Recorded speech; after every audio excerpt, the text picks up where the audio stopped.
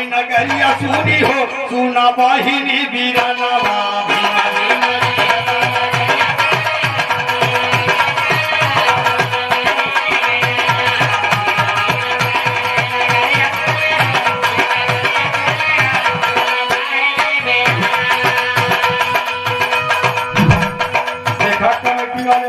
हमारी दाई कहाँ सुत गई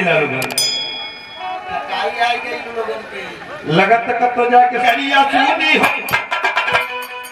अरे भीम बीना है नगरिया सुनी हो हाय नगरिया सुनी हो सुना बाहिनी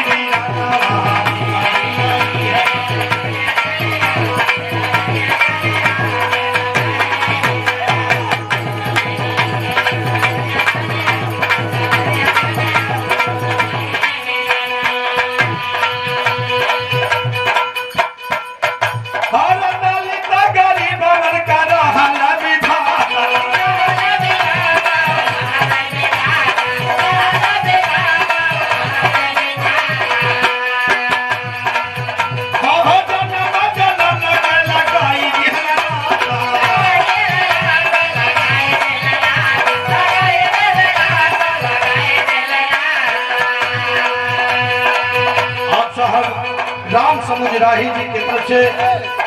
तमाम रुपयों का धमदान आया हुआ है। चरणों में साधुवाद है लेकिन कहना